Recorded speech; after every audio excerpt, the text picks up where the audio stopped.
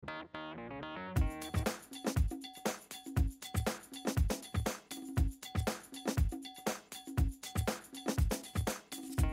Capone here. I want to talk about the universe that the gym is. This is a video making by popular demand. Got a lot of messages through Fitioze.com and social media. So we're going to go through a few speaking points, bullet points, and I want you to know how to blend in the gym so you don't look like a newbie. First point of interest, we'll start right in the locker room. People are dressing and undressing in the locker room. So first and foremost, cell phones. If I'm texting, I try to cup the phone, make it clear I'm not sneaking a peek. It sounds silly, but it happens and you get people very upset. Hold it right in front of the lockers and put it away. Try to wrap it up. If you're trying to take some progress pictures, keep in mind if you have a giant mirror and the whole locker room is behind it or in that mirror, you don't want to just start taking pictures and again, someone is changing in the scene behind you. Find a corner of the locker room, ask someone near you, say, hey, would you mind? I need a progress pic. Could you snap this for me? Set them up with your phone. 1, 2, 3. Most people will be happy to do. You'll notice that there is a rack of dumbbells and it's almost always up against a mirror. A few feet away from those dumbbells will be your benches and your seats. The space in between we generally call the lane. Mind the lane. Take 2 steps back just to clear up that space. The other thing is, if everyone adheres to that rule, you're going to have people utilizing the mirrors from a few feet away. Don't jump in front of people using the mirror. People need to see themselves in the mirror. They're checking their form. Don't jump between someone and the mirrors. Mind the lane and mind the mirror. You may at times be in the middle of your workout, you finish a set, and you're just sitting there taking a rest, and someone might ask if they can work in. That just means, can they use that dumbbell, barbell, or piece of equipment while you are resting? The answer is yes, absolutely. Let the person work in, and at the same token, you are certainly welcome to work in on others' sets. If you approach someone and you say, hey, you mind if I work in? They should also let you work in. The thing to be mindful of is there's an adjustable seat or a rack and pin on a cable system.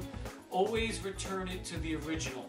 Let the person come back to their settings. So before you undo stuff, be mindful of what you're doing and return it to that setting between sets. The water fountain.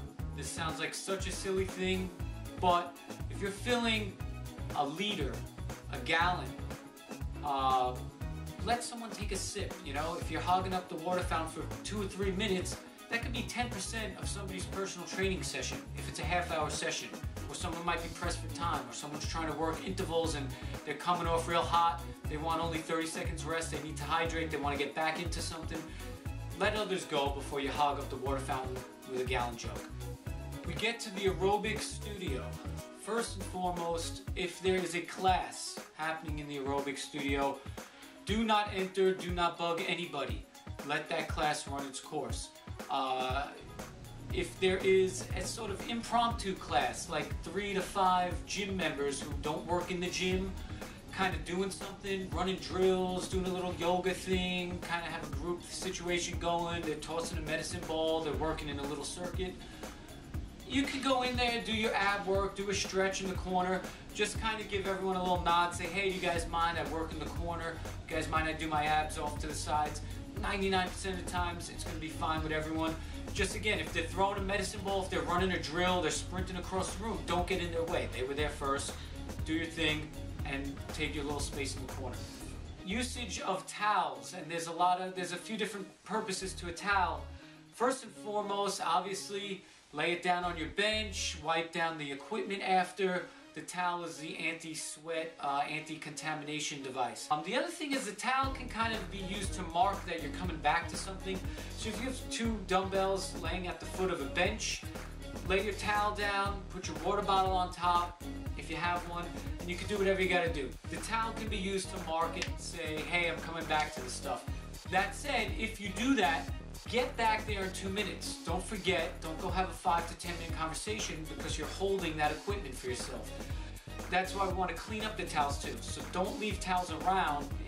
A, it's gross, and B, nobody knows if you're holding a spot, a bench, a piece of cardio gear. So use it to hold up to 2 minutes. If you're done with a towel or you're done with your workout, discard the towel to where it belongs. Other than that, work out safe, be courteous of others, hold your head up high, you know a little bit more about the gym, you know a little bit more about the language, and have a good workout.